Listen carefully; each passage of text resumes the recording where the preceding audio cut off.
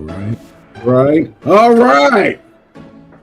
This is the Diamond Geezers with Carlos, Vin, Peter, and yours truly, Ray.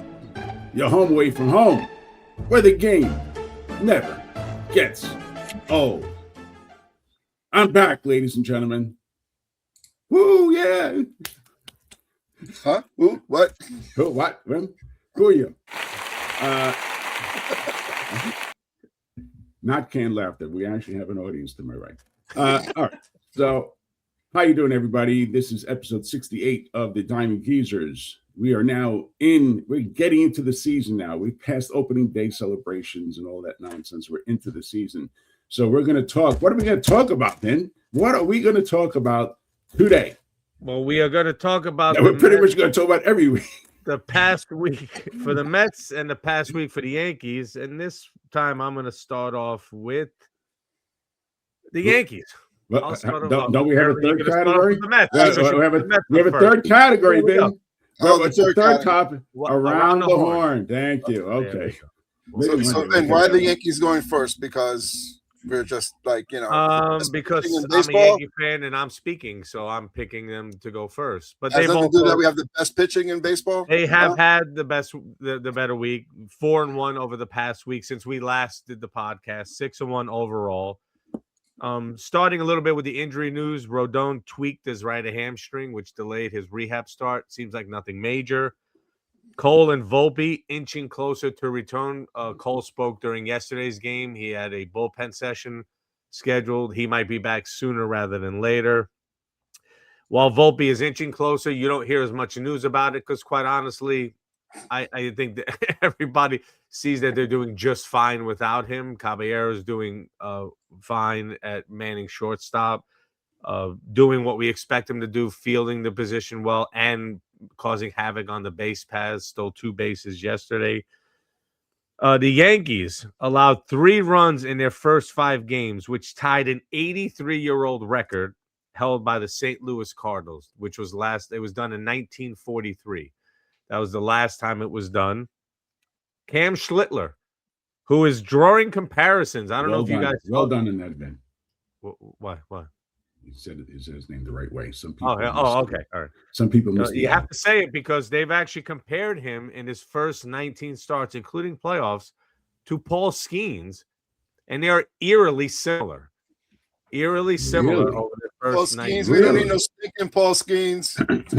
Good. Then we'll take. He had a good second start, guys. So, but Schlittler is the first pitcher in Yankee history, in any 2-game span, to strike out 15 or more players, give up no runs and no walks. In history of the most storied franchise in the world, he's done that.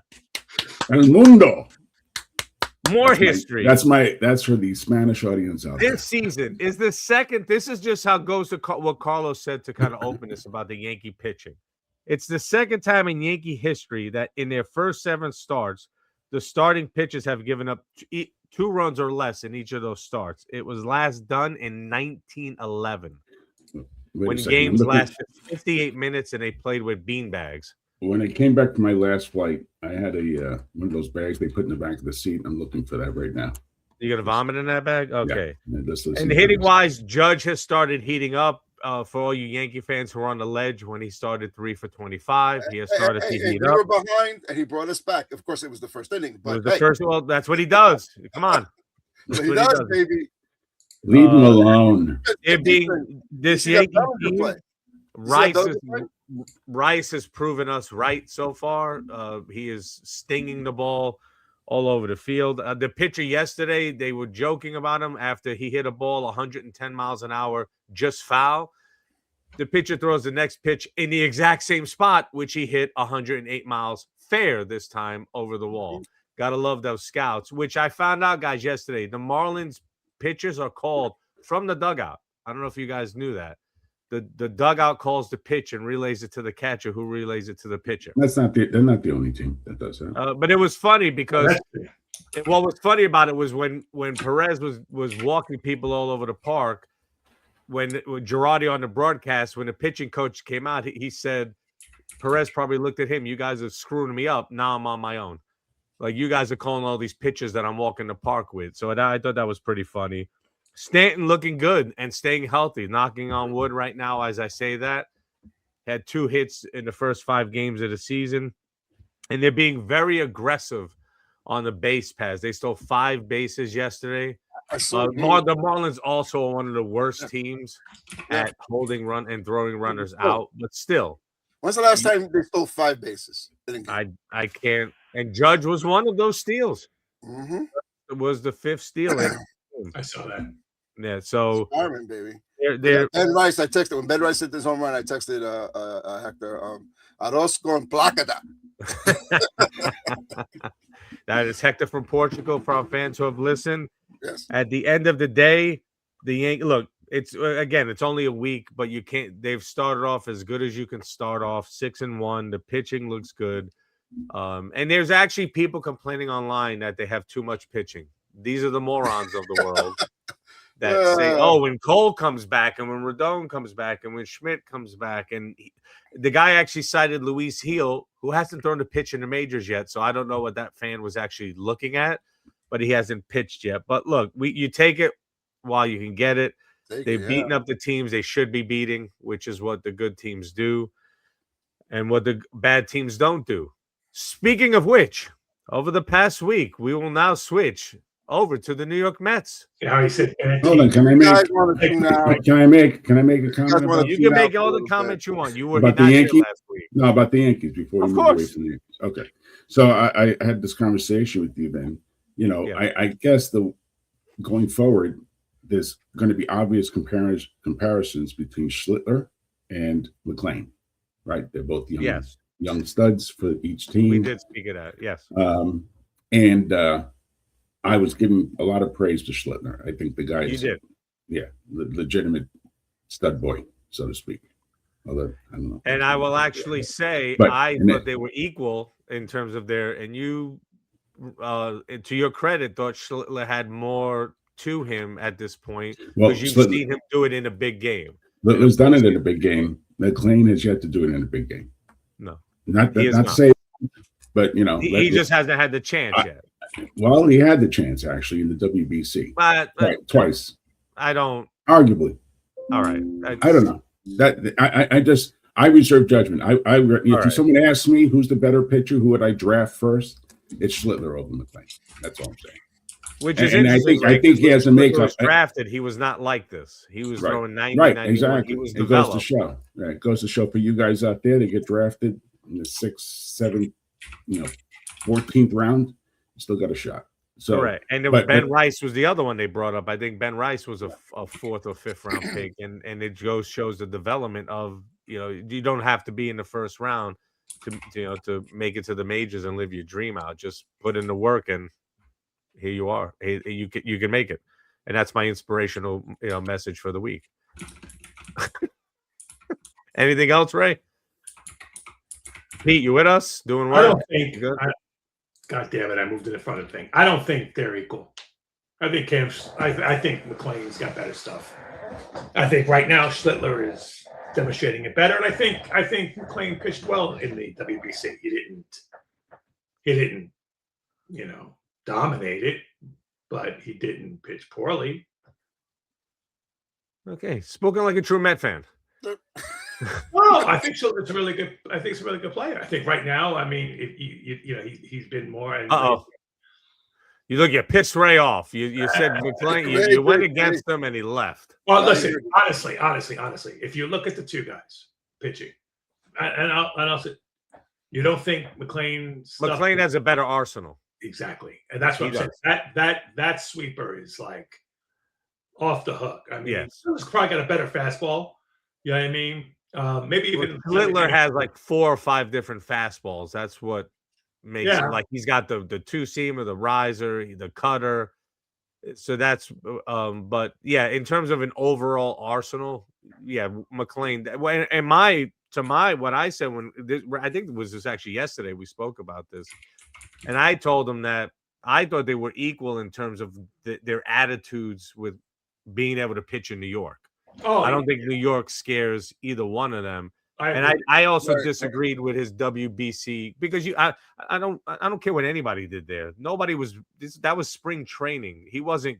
Show me McClain in a WBC if they move it to July or if they move it to in November after the season when he's already pitched and the work is in and they're ready to go. Where there's no limit to him, just go. Show me that. You can't. I don't. The WBC, that didn't, and it's not like he showed himself poorly during that, but that's essentially was his spring training, if you will. And I thought he held himself. Again, you're going up against the best of the best around the world, and I think he held himself. Well. I think Schlittler's a little bit more polished. Yeah, that's a good word. Yeah, that's a good word. He doesn't have to throw 750 pitches like last night to get through the thing. You know what I mean? Yeah. But I think McClain, if I had to choose which arsenal I'd rather have McClain's. I just think he's more DeGrom-like. That's actually a really good comparison. But I think with more of the not trying to throw through the wall, every. He doesn't have the 101 mile an hour fastball. No, but he throws hard enough, and I think I said this to I might have said it last week, or it might have been to Ray during the week. They showed the overhead shot of the McClain sweeper, and there is no way a righty is hitting it. Impossible, because it looks like, oh, here it is. It almost looks like it's going to be a hanging slider, and then it's gone. It's just gone. It falls right off into the left hand, hit its batter's box. You okay, Ray? I know that he disagreed with you. That was the weirdest thing. You guys, all three of you disappeared, and I was by myself. On our end, you disappeared. And I said, "What happened to you guys?" And I said, I doubt it, unless it was a nuclear holocaust. I think it's me. No, for the Harry Potter fans, Carlos went Wingardium Leviosa. Yes. And sent you out. I was just going to add really quick that Go ahead. In addition, Schlittler shows he has the makeup to pitch in New York. I mean, he talks smack when he needs to talk smack. Especially the Red Sox. We already been there, Ray. We already covered that. Because I also said I think McClain does. Never mind. McClain may not say it as verbally, but you could see it in his attitude that that I'm a secret Yankee fan. No. McClain. I think McClain feels and I'm an ace. I don't care what how the rotation. I think he truly feels and believes that. And look, last night he was perfect through 5 through last night's game. Yeah, I'm not knocked. I know you're not knocking. I'm just the guy's definitely And that's something I want to tell people. Up for your boy. He's Pete's a true Met fan, obviously. No, Pete, what would you do? If you had to, I'm sorry. If you had a chance to draft Schlittler or McClain? McClain. Really? What we said was, and I think we agreed. You had all the conversation while I was gone. You're gone for pretty. A few minutes. I think we agreed. Correct me if I'm wrong, guy. McClain's got the better arsenal, the better stuff. Schlittler's probably more polished right now. So, it's like, okay, one game right this minute today, you might consider going to Schlittler over McClain because I think he's got a better fastball. He seems to be a little more polished right now. I don't know who's older, by the way. Ooh, that's a good question. McClain's 24. How old is Schlittler? I don't think well, if he's a Yankee prospect, he should be in his mid-20s. 39. Should be 32 if it does. That's a good question. I will say that's a good point that Pete brought up, because yesterday Mendoza was asked about McClain, and McClain, I think he also said this, that he didn't have control of his slurve or whatever that pitch is that he sweeper, and he wasn't really controlling his other pitches except for the cutter. He was able to control his cutter, so he used the cutter in key moments in the game. And I thought that was a good sign of a guy that's he's getting to be a polished pitcher. Yeah. It's like, okay, I don't have this, I don't have that, but I have this, and I'm going to strategically throw that pitch when it's a good point to throw that pitch. Sorry. Yeah, the problem I have with it, to me, right, is he went 5 1/3, whatever, no perfect innings, okay, throwing 722 pitches. Every count was, every batter was a full count. If he figured out that his cutter was working, maybe you should have thrown it more. You know what I mean? Because it was just, and that to me is that's where that pollet, where that whatever isn't quite there yet. Well, let me ask you guys a question. Are the Mets one of those teams that calls the pitches from the dugout, or is it the catcher? Oh, they are one. It just so this goes to, there's only a few of them. I didn't realize the Mets were doing that. But here's guys. Really quickly, this goes to something Girardi said. Girardi didn't. He said it during the Yankee game. He goes, "I don't like that," and it kind of touches upon what you just said, Pete, about throwing the cutter more. He goes, "Nobody knows, but nobody knows better than the ones on the field what's working for the pitcher." He goes, when he was catching, even though a count might call for a certain pitch, if he knew the pitcher that day just wasn't executing that pitch, then he wouldn't call it. He'd have to go away from it. So it goes to your point, Pete. If maybe this was a sweeper counter, but if he's not controlling it, if it's all over, then you have to start going to the pitches that he is throwing better. And who would know that better than the catcher on the field? And you kind of lose a little of that if the pitches are being called from the dugout. Unless someone in the dugout is seeing the same thing, then is that a new phenomenon? I don't recall. They just started that. They just started that this year for the Mets. For the Mets, the Mets is new. Okay, I wouldn't be surprised if they have some sort of by batter. They know what they think. This is the pitch to throw in this count, and this is the pitch to throw if you just threw this pitch. If they have it down to that detail. But to that point that you bring up, Pete is correct. This is the old school way. So you could call for that pitch, and maybe that pitch with this hitter is a good pitch to throw historically with the hitter. But if you can't control that pitch, you're not throwing it well, then why are you calling the pitch? Correct. So I think I don't think Girardi's right necessarily either, but it's just a catch. I mean, I would like that, but I could see, this is the pitch you call for, but the catcher can override that. You catcher say, he's going to throw a fastball, but he knows he doesn't have control, so he's going to call a different pitch. I think that's I don't understand why. I don't understand why it has to be all or nothing thing. By the way, why can't it be both? Well, because they call the pitch in the dugout, and then the catcher could override it. Things change on the field like that, and this is nothing new. They already study what pitches to get batters out. I mean, no, I know, but why can't it be that they call it, but the catcher could override it? That's all. Hold on a second. You also got 30 seconds between pitches, so it's got to be fast.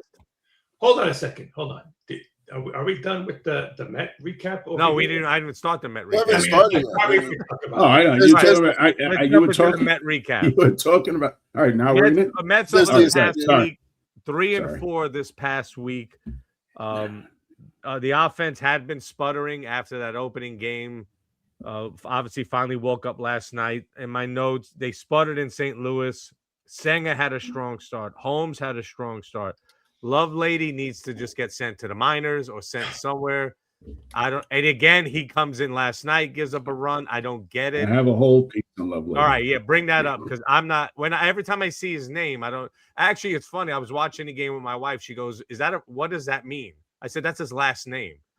Did you tell her what his first name is? No. Oh, I told Richard, her what it is for short. Yes, exactly. Richard is his actual. You people grow up. Sorry. Hey, look, we're being clean. The one bad start of the week was Peterson. Peterson's start against San Francisco was a horrendous start. Offense was still struggling, but they woke up in a big way last night. A little damper on last night's game, which we'll touch upon. 2 home runs for Alvarez, the catcher for the Jaws of Death. And the second one was an absolute bomb that he hit. Semien home run, Bichette hitting for all those Met fans. Ooh, Bichette, who do we get here? It was 3 days, people. It was 3 days.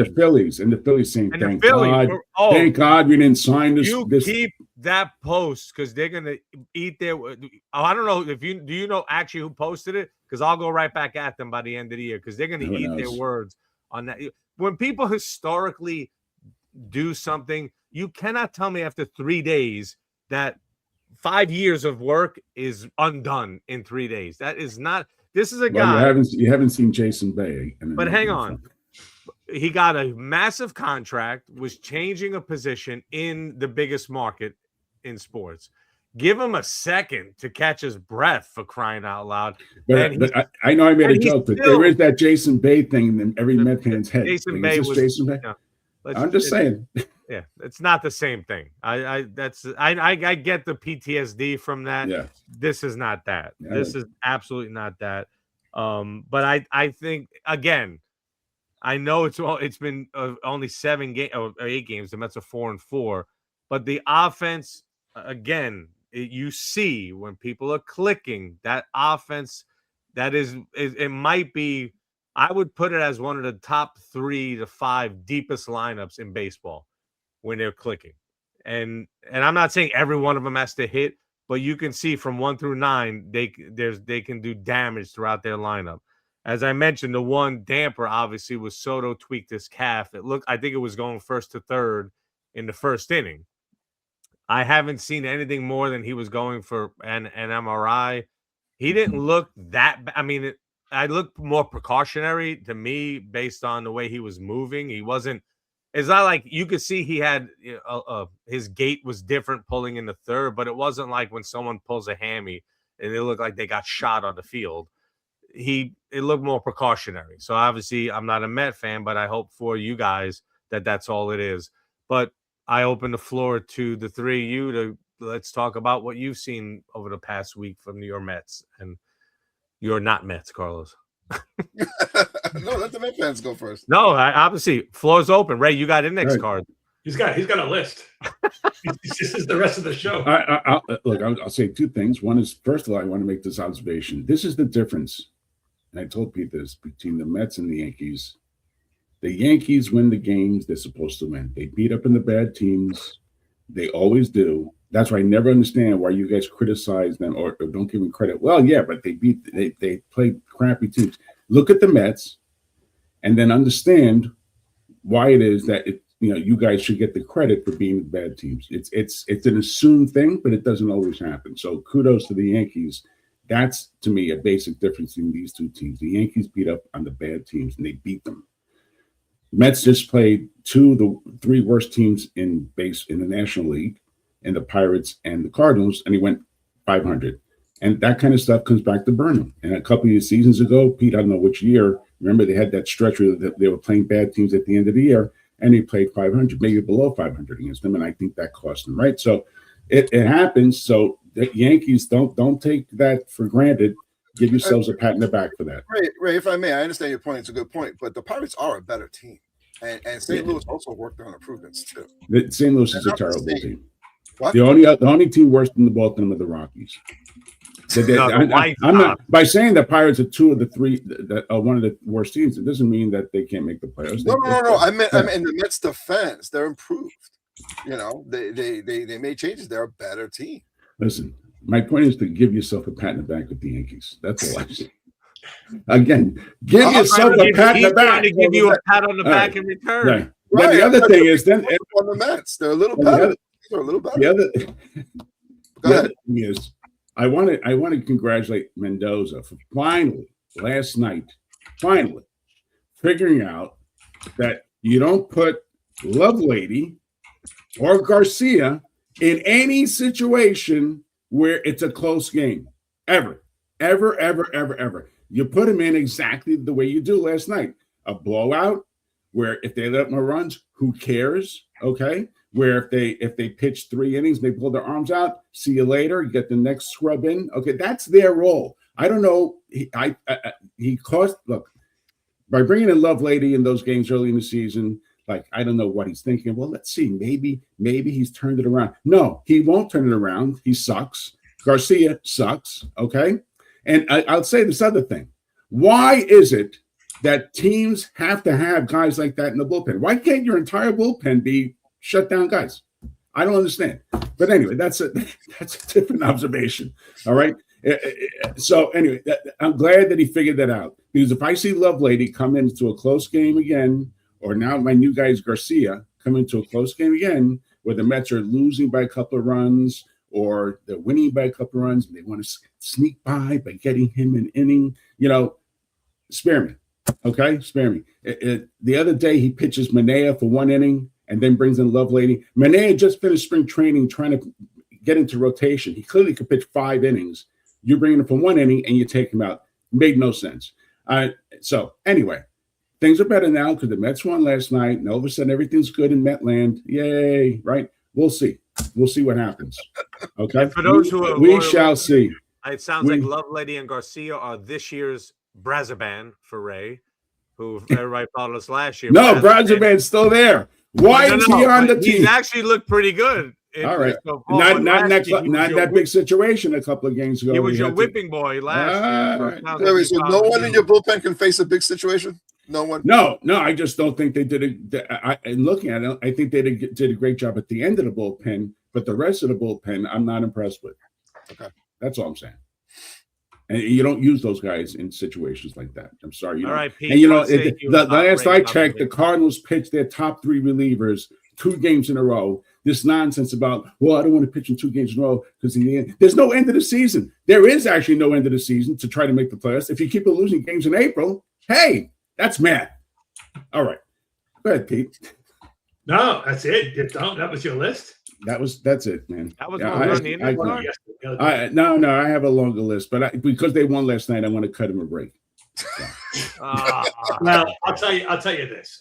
When I spoke to Ray earlier in the week, I was now he's going to out me. I was going to get flashback. I was getting flashbacks to last year with 72 men left on base. 0 for 906. It's like, what?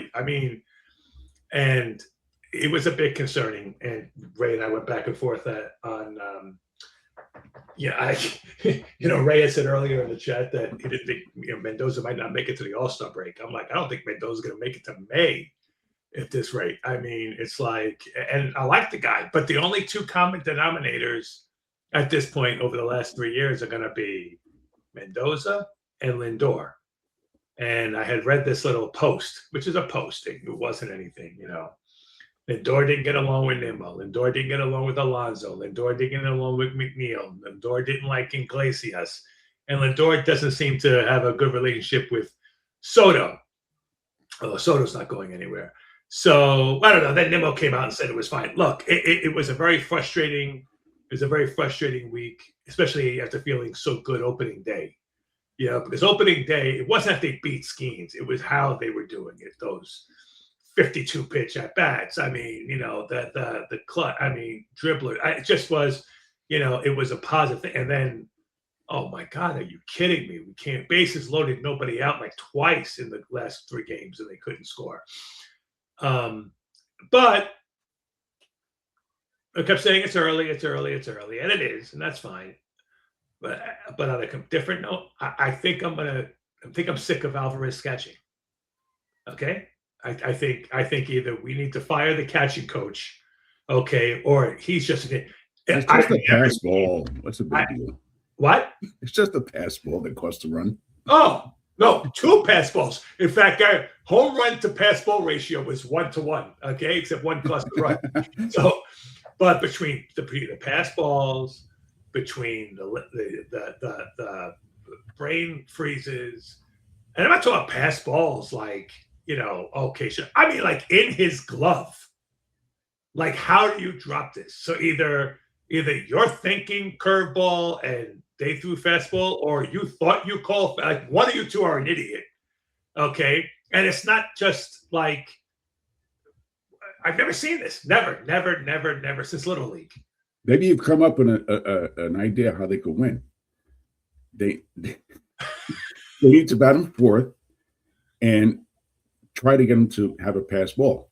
That way he hits a home run. I hadn't thought of that. There you go. Speaking of brain freezes. I'm sorry, one second. What about Lindor and the players didn't get along with? You forgot to mention Lindor doesn't get along with like the number of outs on the board, nor does he get along with leads off of first base. There we go. You beat me to it. But who he does get along with? Who he does get along with are Mr. and Mrs. Cohen. And that's a tell. But go ahead, Ben. Sorry. Well, listen. No, he called me to it. I was going to say. On to Carlos for a second. You're right. That was a pretty bad game. But you know what? In the playoffs, it doesn't seem to happen for him, as opposed to a particular right fielder. who you could just win the game. You could take him out of the game by whispering in his ear. Yeah, but we get there. October. But we get there. So you get there. We got there too. We got there. The judge doesn't have brain freeze. 3 more games than we do. What happened to the Yankee love I gave? And now you just he wanted to throw all kinds of stuff at Lindor.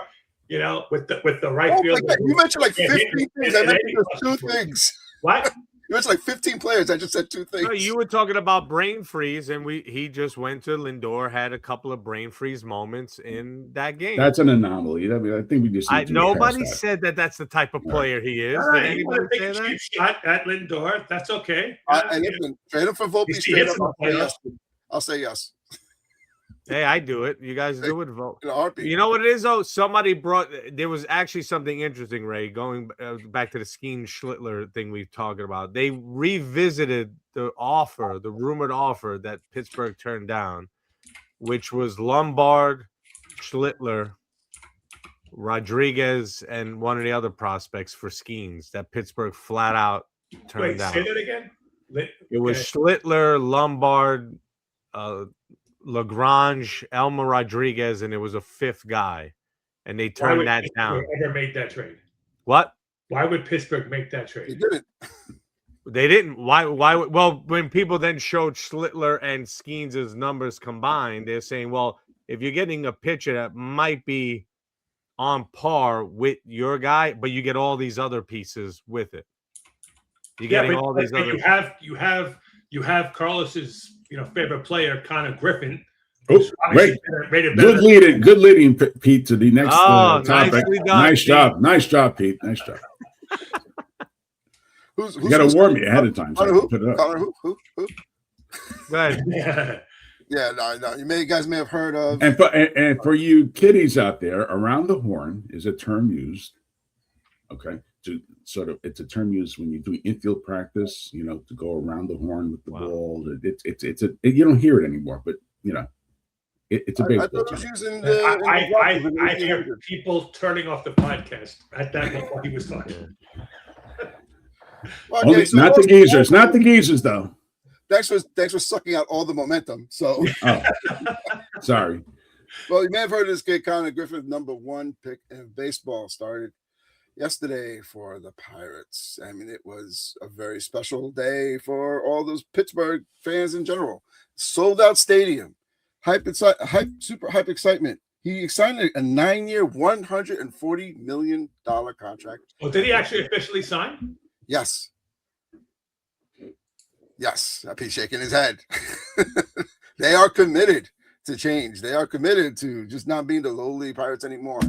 And stupid agent, but go ahead. Well, you're 19. That's a lot of money. I agree. You're 19. That's a lot of money. So I agree.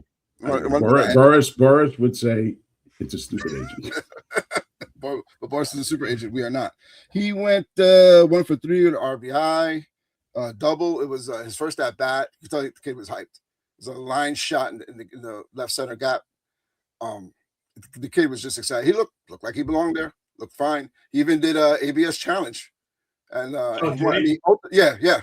I mean, ultimately he did strike out, but he did win that challenge in that at bat. So the kid looks hyped. Now listen, I just think it's really cool. Everybody's talking about it. It's amazing. We don't get that as Met and Yankee fans. We don't get that hype. I mean, the stadium was sold out because of him. There was some sort of restaurant right around the stadium that had a big screen, and everybody was just watching it. It was just crowded. Yeah, but the problem with that, Carlos, is that the Mets and Yankee stadiums are typically sold out. So we wouldn't know if they were sold out because Jose Reyes and David Wright came up, or Connor Bench or Aaron Judge. Pittsburgh, absent that, nobody was there. I think Pete, a better comparison is when Strawberry came up. But we don't see it. Jose Reyes, I think, and David Wright, particularly Jose Reyes, I think had a lot of. You think the stadium filled up because of them? No, I think the stadium was filled, regardless at that point. Yeah, maybe I'm saying the opposite. I'm saying what Carlos is saying, which is that the team was not that good, but now you bring up these guys and the stadium gets filled up. I think Jose Reyes did that even more than David Wright did. I think Jose Reyes did. Yeah, definitely Strawberry did. Yeah, You know, and Gooden. Yeah. and Gooden did. Yeah, it doesn't happen. Sorry, Carlos. Go ahead. No, it's fine. No, just saying, it doesn't happen too often. Like one day, just Jeter was there. One day, Judge was just there. It's not now. Understandably, I mean, teams are very competitive, all the time. They were different though, also because they started the season with the team. That's another thing.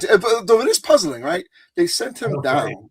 He didn't do bad. I think he batted. I think he batted 300 or 400, something like that. But it's only like 3 or 4 games. There wasn't a lot of games in AAA. No home runs. And he then didn't stay long enough to like push his arbitration. Correct. Right? No, he didn't. It's barely there. What, a couple of weeks? Like what? It was just very, very strange. But it seemed to work. They got the attention of the city. Was that their home opener? Yes. There you go. Maybe you're right. Maybe that's it. Which is the stupidest reason to, like you said, you didn't do anything, contractually to push anything back. You just wanted him to be even if he started the season, the hoopla for the home opener still would have been there. It would have been there, but they still don't sell out though, Vinny. They still don't sell out. Hold on a second. Hold on. Now that you say that's right, it was the home opener, Carlos. How do you know it didn't sell out? Because it was the home opener versus Connor. I was watching that's what the broadcaster said. I was watching. What do they know? That was the assumption.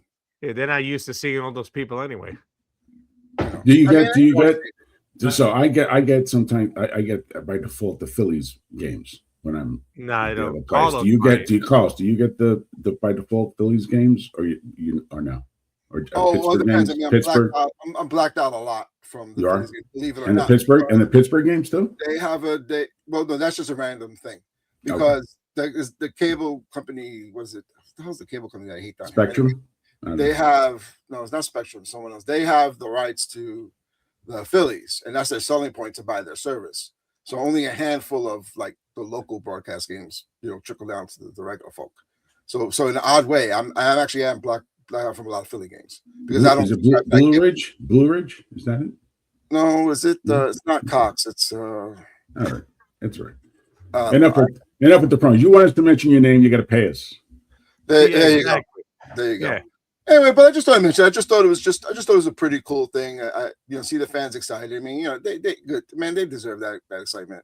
Maybe they're going to turn it around. And they're a joke on our podcast, but it'd just be nice. Let's see. I mean, I love baseball. Any positive stuff about baseball, I get excited about. So, I want to go back to the Mets for a second. The playoffs. What's that? We picked them to make the playoffs. That would be exciting. That really would be exciting. I think they have enough to be. Yeah, we did. Okay. They are. You could see they're a better team. Again, a deeper lineup. They put a lot of their middle of their lineup is all new. It's like Brandon Lau, Marzello. Pete and I couldn't tell opening day because we looked at each other and we didn't recognize a single guy in that lineup. Oh no, but which is a good thing. No idea. Might be a good thing. But there's another O'Neal Cruz, awesome defensive play. Oh yeah, he's just brutal, man. Oh, that guy. Let's see. It was he cut in front of the right fielder. That one. So O'Hearn was trying to tell him, I got it. He winds up just running and catching the ball like in front of O'Hearn's face. O'Hearn looked pissed, Right. But first of all, Cruz is not a little guy, so if he's coming at you full speed, that's going to be a bad collision. But the announcers were saying like they have to understand they're playing in a large, noisy crowd. They're not used to that, so maybe he didn't hear them. But the thing was, that's what he said.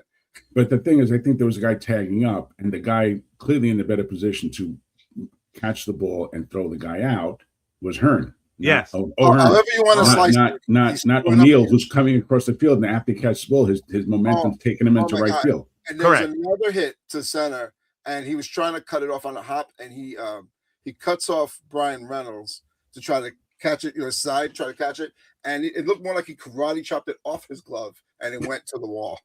Yeah, he has no fundamentals. He's just he has no. Well, listen, he's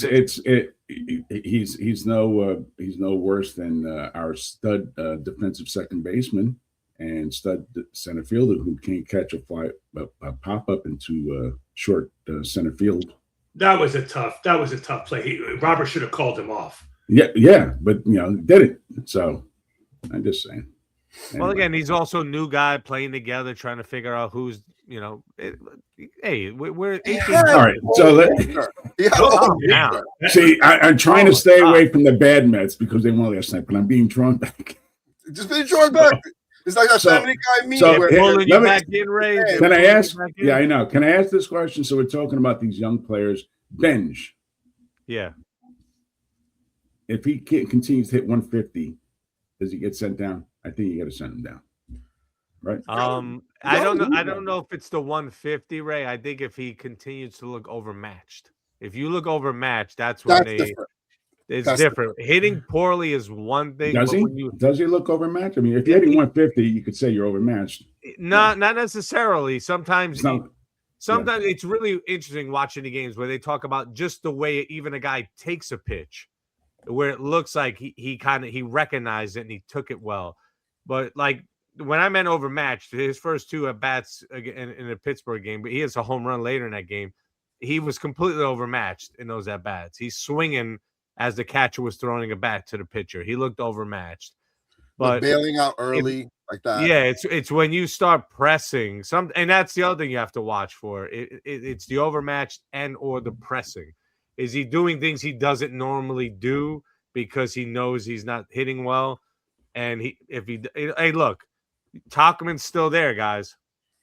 If that guy's he's not in the minors or hurt. He's on the DL. He'll be out for. No, but I'm saying. He'll be out for months. I don't think that was a long. How long? They said, I thought they said a couple of months. Oh, so then Tauchman's not there yet. No, So, in fact, and then you have RJ Melendez. RJ Melendez. That's the one. Is it an MJ? What? That's what I said. MJ Melendez. I just said RJ. Listen. I don't know. I heard RJ. Right. Well, now you're gonna have Taylor, but he might have to play for. Oh, fuck. I'm sorry. We almost did it. We almost did it. 41 minutes in. I'm sick of Taylor. I look, he's a fine defensive player, but I can't. It's like he can't hit. He just can't hit. I mean, right. So let's pinch hit for him with Benj, who the other team's then going to put on the lefty. Well, Taylor now have to. You're bringing me down that road again. But Ray, if Soto doesn't play, does Taylor play there? Or hang on, or can Benj play left field at all, or can Beatty play left field? Yeah, I think I'm trying to figure out a way. I don't know about left field. Taylor off the field. He played left field. Okay, he played left field before. So when he first started, but not recently. That's the thing.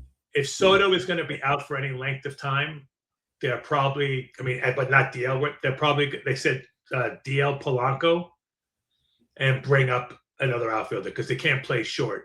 DL Polanco, is he hurt? Yeah, his Achilles. That's why he's been in and out of the lineup. He hasn't played first base because of his Achilles. So he was DHing. Polanco and Soto might go on a DL. What? I'm saying, assuming Soto doesn't go on the DL himself, that is just a minor day-to-day thing. They can't go these multiple days with two guys now not available. So they'll probably DL. That's what I read today. DL Polanco, bring up somebody. So now Vientos, Beatty, it's some combination of Vientos playing first, maybe Beatty and left, stuff like that. Yeah. I mean, now that Vientos is hitting, now that they played him consecutive games, because we've been saying that in the podcast, you can't play in spot starts. You got to play him consecutively as he gets a groove. Now he's in his little groove, so we'll see what happens. Maybe Vientos has a good couple of weeks. Well, did they bring in? Was it Ray? Did you send the post, or was it JD Martinez or something? They called someone in and to work with the Yankees. Is that accurate? Yeah, was that an April Fool's joke? A lot of stuff came on April 1st. No, it's true. He wasn't hired as a coach. He was hired as like an advisor or something like that. Well, JD Martinez for a few days. Work in the front office in some capacity. But he was in uniform. He was in uniform talking to. Yeah, he was working with Vientos. Yeah. Oh, I didn't see that. I didn't see him in uniform. Oh, okay. Yeah. No, I he's in the hitting lab and Manaya's in the pitching lab. About Beltran and putting him, so now he said, I guess Martinez is going to be, but I didn't see him in uniform. So Vinny taking a shot at Mr. Manaya, who will be cut by midseason. I don't think so. That's my prediction. He's going to be I cut think he's going to be the Him long guy. $25 million. He can't even do that right. He came in the other day. He got his, you know what? I want to go back to the Yankees. Go ahead. What, Carlos? What did I say now, Carl? We're talking about no. We're talking about the young players. Talking about Benj and Connor Griffin. All the other actually a lot of rookies that are doing wonderful, and I can't help but to think of Spencer Jones. sitting there. Oh, good. You're going back to the 5 Yankees? years old. No, Yes. but it's 25 Yeah. years old, and he's saying the right things. He had this whole quote about like, I'm going to keep on hitting. I'm going to make it so hard for them to keep me down here, and when I Good. get up there, I'm going to stay. And this poor cat ain't going to. Well, Carlos, you saw what he did his first game. They had a double head. He goes 3 for 8. Every ball he hit was over 105 miles. He was just stinging the ball. There's nothing left for him to do down there. Either bring him up or move him. I mean, that's just, it's almost criminal. I can't How's imagine Grisham doing? 25 and this 19-year-old kid gets called up. What happened? How's Grisham doing? Is it actually not bad? He's getting on base. He's getting on base, which is all he That's really the needs key. to do. He's not, you Well, know. then you really have no place for Spencer Jones. What are you gonna do? I know it's staying. By the way, I got to say, what a tremendous catch by Bellinger. Yes. Well, it was yeah, it was that. Hang on. It was a double catch. It was like a little his wrist. what I found. Yeah. A little bit. It hit off his glove, and then because even he looks in his glove to realize he had it.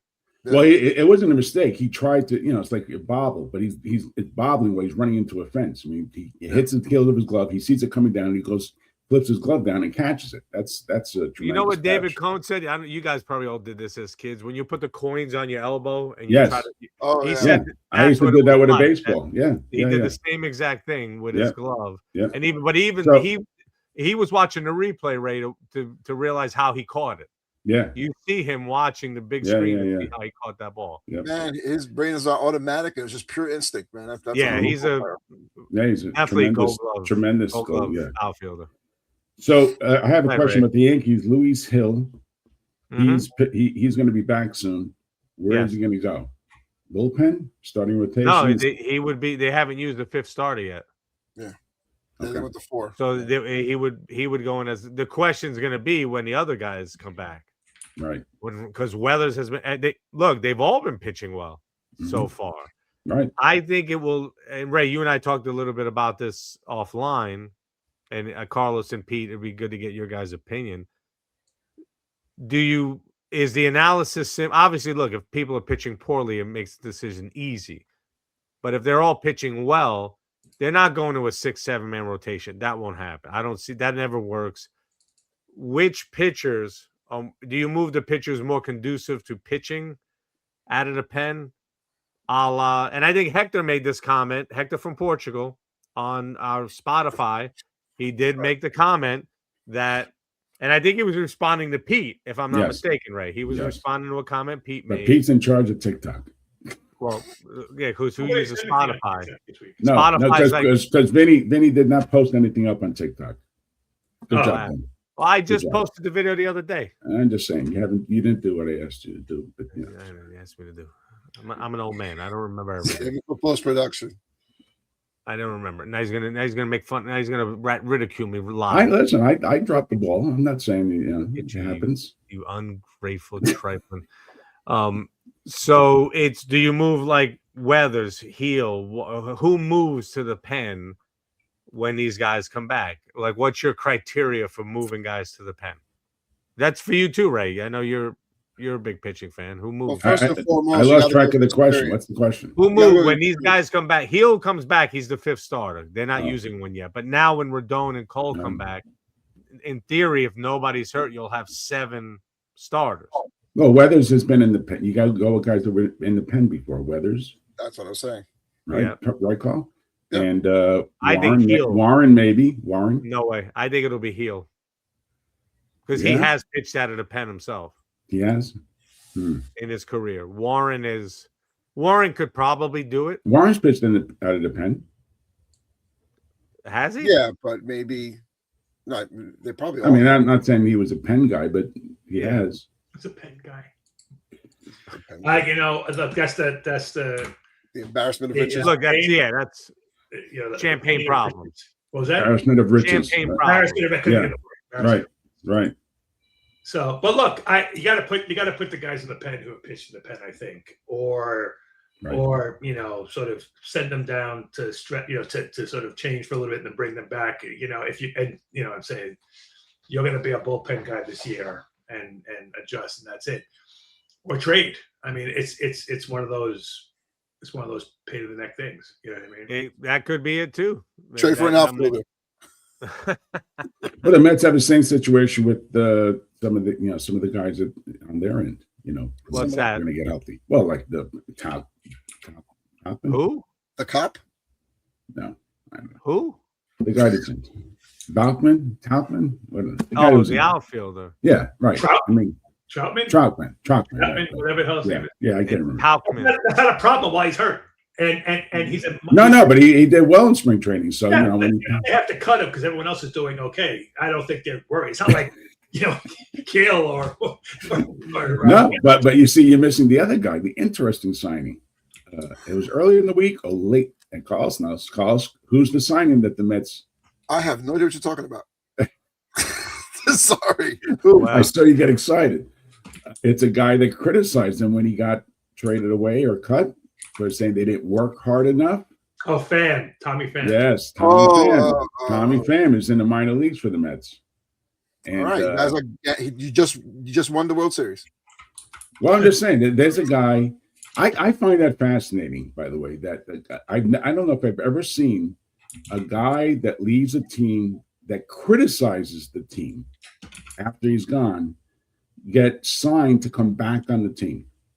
It's almost Steinbrenner-esque, actually. Well, A, it's a paycheck. B, maybe that's their way of saying you're never leaving the minors. Or maybe that's their way of saying you're right.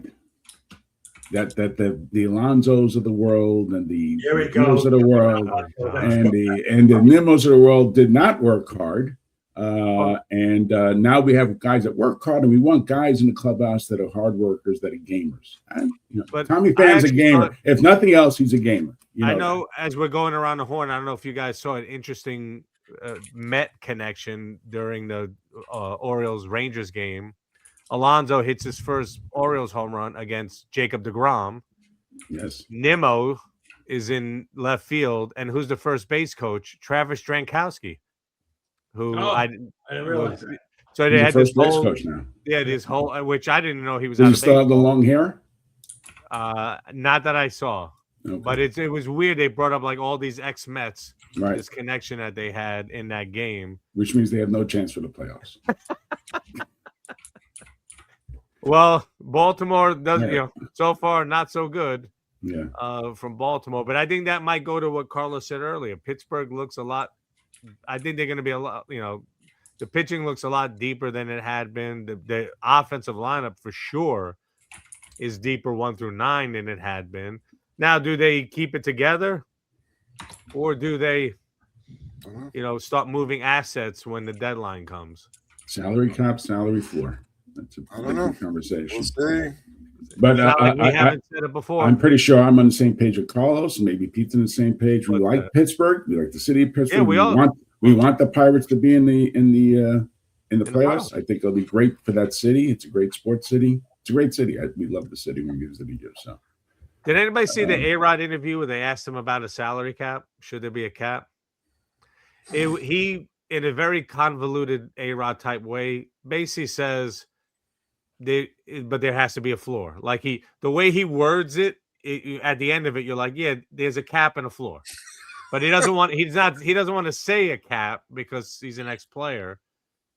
Because they all keep worrying about where the money's coming from, not realizing that's the floor part of it. The people which are more teams spending under that floor have to spend up to it. So yeah, maybe you can't play for the Dodgers or the Mets or the Yankees because they're near the cap. But the people who got the money, and look, other sport, we've been through this. The other sports, you see it in every sport every year where people just will go from team to team every 3 to 4 years because I can't keep you because we're up against the cap. These teams have plenty of cap space, so that's where you wind up. That's just the way a cap sport works. But you never hear people complaining that they're not getting their money. That they're not getting paid. And that's all through. The one thing you hear about a lot of those sports, it's not always the stars. It's the stars through the lower end guys. Baseball, every time you hear cap, Boris did it in the interview we reacted to. How many times did he mention stars? The whole time. Did he mention the little guy at all? Not once.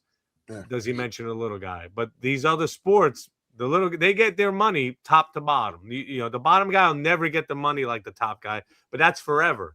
but they still get paid well compared to those other sports. And I think we're there.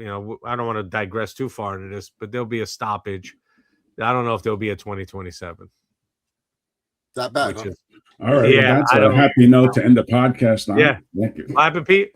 I said, wow, a full year. That's Yeah, I don't because you got it. This seems to be the one topic that they're just completely diametrically opposed. Yeah. On And both it's sides. historically the hot button topic. Always Right? been.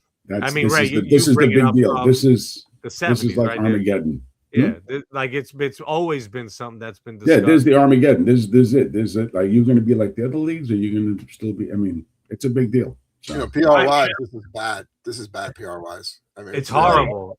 Inflation is going to get worse next year, and the economy's going to be bad next year, and people are going to argue about all this millions of dollars. It's not going to bode well. I don't think it's going to be Armageddon. I think it's going to be. I think Armageddon is still coming down the road. I think because of the economy, because of a lot of things, that there's going to be a work stoppage. Okay. But I think there'll be a compromise with the first step of the thing. So maybe a floor to go along with the current luxury tax, an increase in the luxury tax thing. And then maybe I just think I got a feeling it's going to be, it might be a short thing, might be only a two-year contract. You know what I mean? That kind of thing. I don't think this is going to be the Armageddon. I think so. Like, if you look at the history of the work stoppages, right? You had the brief one in 72, and you had this working your way up to the 81, first big long lockout. This is also a sport that killed its signature event. What was that? This is a sport that killed its signature event. Oh, in '94, right? With that, I agree. No, listen. You could. So they'll do it. It would not shock me if they did it. The only reason why I would be surprised is it is such a significant change, okay? And it is. I think Carlos is right about the economy in terms of and where they are right now from a revenue generating thing, that I think to just slit its throat and go back, I think that time will come, but I don't think this will be the time. I think there'll be a stoppage probably, and I think the foundation of the first step, right? Sort of like whatever, getting arbitration before you're getting the full free agency, or getting the thing here. No, it's the first step, whatever that first step is. This is my opinion, and then maybe the next one is the one where it becomes Armageddon. They, go a couple of years out. Well, two things. One, for me, if there's a floor, those teams that are going to have to go to the floor, they're all going to complain that there's got to be a ceiling, because they're going to be like, if I got to spend to a floor, what does it matter if the teams at top can still keep going? Well, the ceiling will be the luxury tax. But that's the owner's ask.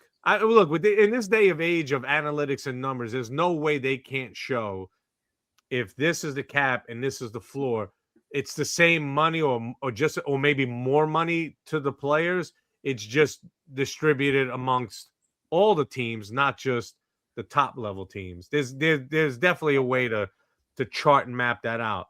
But guys, what's the players ask? Like, that's an owner ask, the cap and the floor. What would it be? What would the players what's their big ask in return to say, okay, if you want this, then you got to eliminate the 6-year wait before you become eligible. Eliminate it altogether. That's wow. Now that's Armageddon. They're gonna ask. You're gonna ask for it. Knowing right. you always ask for the world, and then you settle on something that's less than that, and you still win. So that's their big ask. Yeah. Well, okay, if that's the big ask, what's the settle? Because I can't. The settle is that they do reduce it from 6 years to 4, something like 3 or 4 years. Something like that. Yeah. That's it's really a remnant of the reserve clause. That's all it is. The players don't understand things. That's going to hurt them more than not. because what the owners would come back. Because here's the thing: there is a legitimate investment in these players. You know what I mean? In terms of once they draft them, in terms of their signing them, feeding them, all the things that go with Time and money. Yes. Time and money. And right, you do 3,000, 2,000, whatever number of minor leaguers to get 100, right? So it's an investment. If you're gonna tell me that at the end of that investment, I'm only gonna get to keep them for 4 years, you know what I mean? The next thing you know, they're gonna shorten that. The MLB draft will only be 4 rounds and things like that, because they're gonna say and by the way, it excludes free agent people. I mean, you're gonna hurt the players are gonna hurt themselves more with that, because the owners are gonna find a way to offset it, because that's a lot of money. Well, I don't know. I haven't heard how it's going to hurt the players. They'll be smarter. I don't know. How is it going to hurt the players? They'll beat the draft. Will be 3 rounds or 4 rounds. All right. So now I don't get drafted, and I sign. They're still going to have teams. I mean, maybe reducing the minor league teams. I don't know. They'll reduce the minor league teams like they already did once. But you know what? If you're good, you're good. Well, if you're good, you're not going to get ignored if you're good. Right? Well, right. But here's the thing. It's. And they already reduced. By the way, they already reduced the minor league teams, right? I said that. Yeah. But what I'm saying is that if you're good, you're good. There's a Keith Hernandez, Mike, all those guys who Don Mattingly got drafted in the 33rd round. Mm-hmm.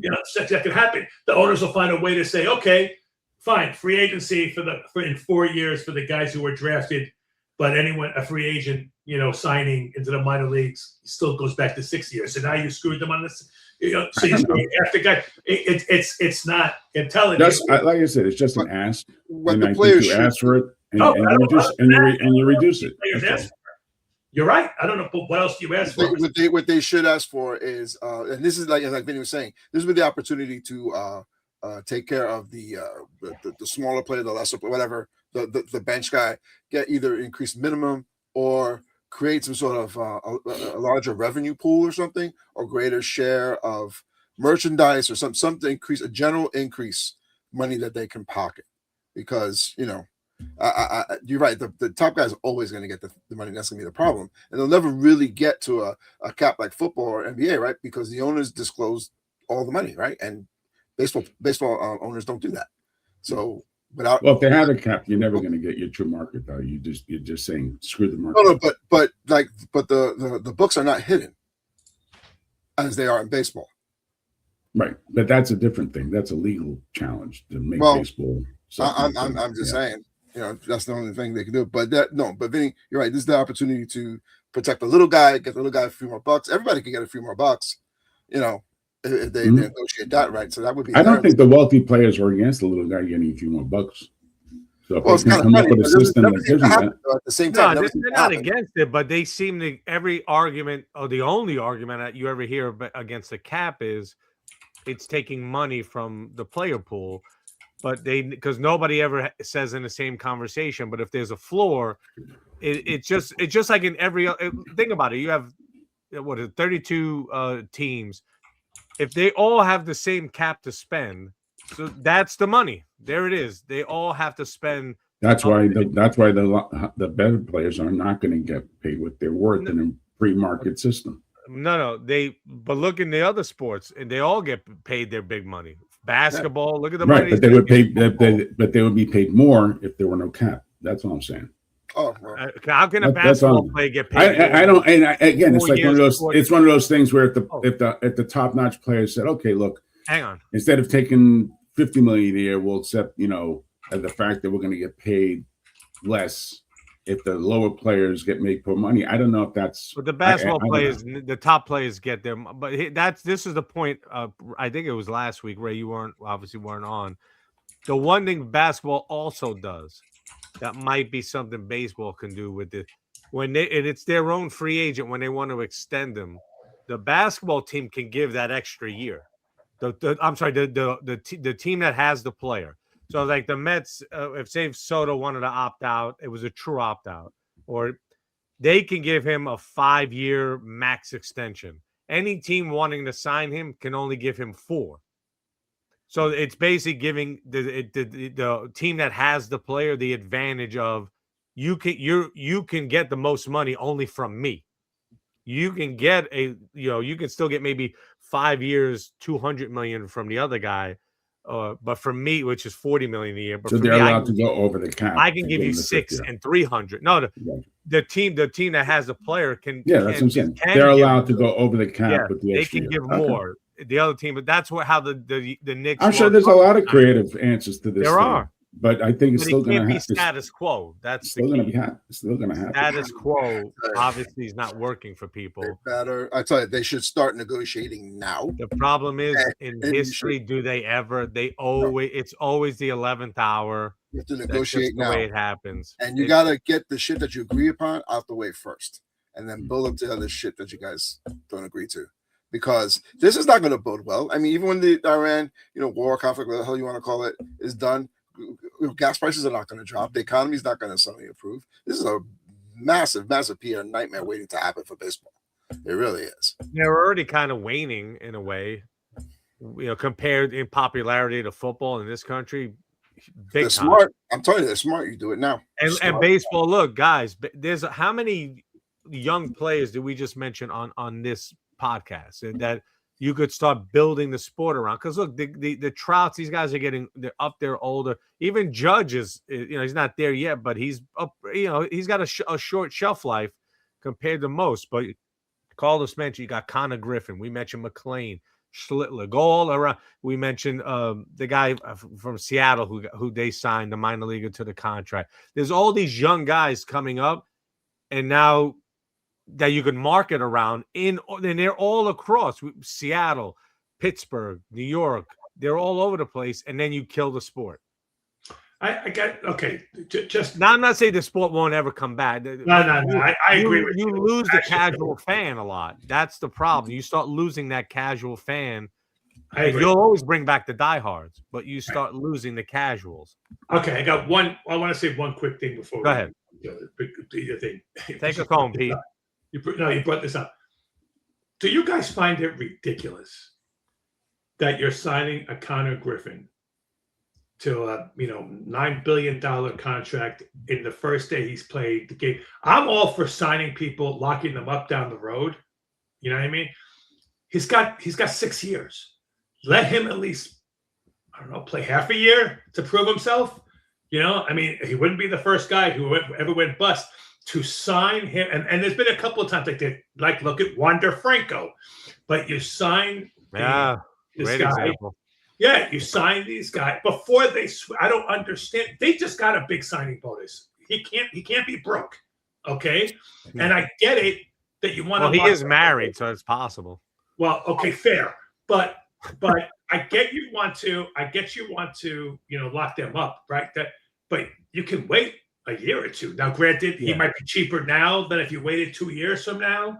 But dear God, if he's a bust, that's $140 million bust. The Yankee fans could tell you. This is going back. We all remember Kevin Moss, all these guys Greg Bird, Shane Spencer, who had these with what they hit in a 6-month period or a 3-month period. You're like, oh, this is the next great one, to just completely fall off the cliff. Vin, what's the picture? What's the picture that he got into a fight and hurt his arm and he was never the same again? Ryan Taylor. Oh, Ryan Taylor. It pissed me off because I had his ultimate rookie card. That son of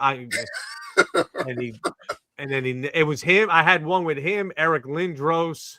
It had this card they did, and I thought, oh, this Taylor's gonna make this one go over the top, and he was the worst one out of everyone on the damn card. But Pete, I understand their point is trying to buy out, what is it, the first 2-3 years of free agency. But Pete's right. Give him a week. Yeah. Give him a week. I mean, oh my God. The guy in Seattle, he's not even up with the team. He's still in the minors.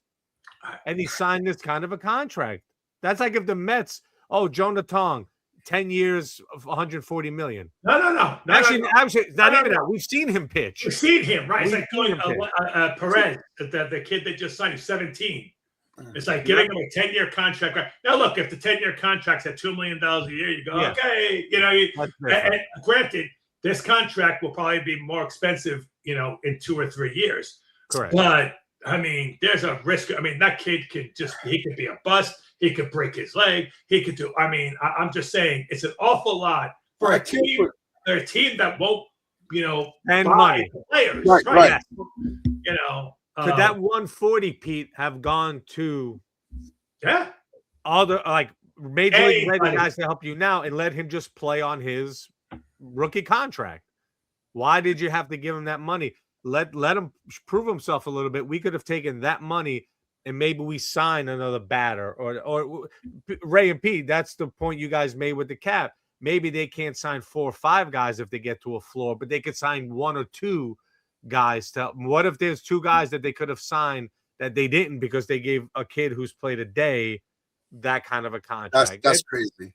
His contract takes him until he's 29 years old, and he didn't have a major league, So if he was a Yankee, that would take him to the time where they're just calling him up. Right, exactly. At 29 years old. Exactly. So there you go. Spencer Jones, hang in there. Hang in there, Spence. Hang in there. Spencer, we got you, buddy. If anything, you could work at a big and tall store. All right. Well, thank you for liking and subscribing to the Diamond Geezers podcast. You can catch us on TikTok, YouTube Shorts, Instagram, and you can even email us.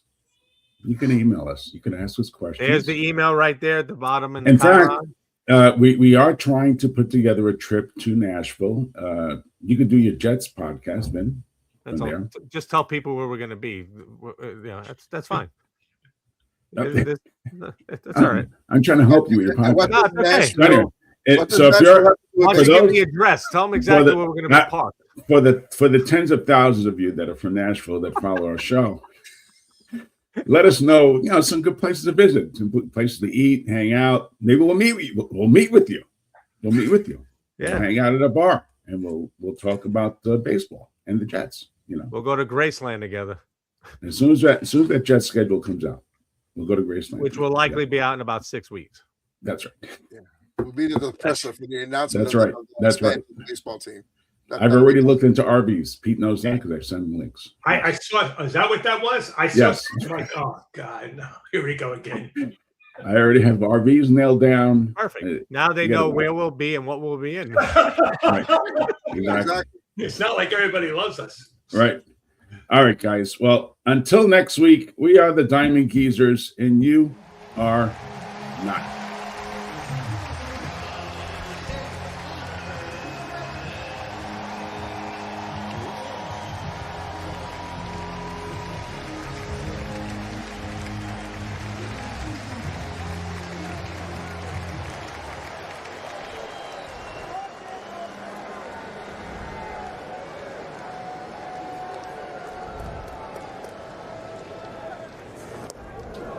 How quiet did it get? Yeah. Well, From the ovation, and then 0-1. His first pitch, he swings and misses the slider. Well, you almost figure you're up there looking for a first pitch to drive, and I think that pitcher knows it as well. It's so interesting because watching almost every at bat, we get a chance to do that with the MLB app and with Sportsnet Pittsburgh. Just about every time he took that first pitch. Yeah. And 1 ball, 1 strike. Anticipating a fastball, didn't get it. I think if I was a pitcher, and guy's making his big league debut, I'm not throwing him a meatball first pitch. Trying to encourage him. 1-2.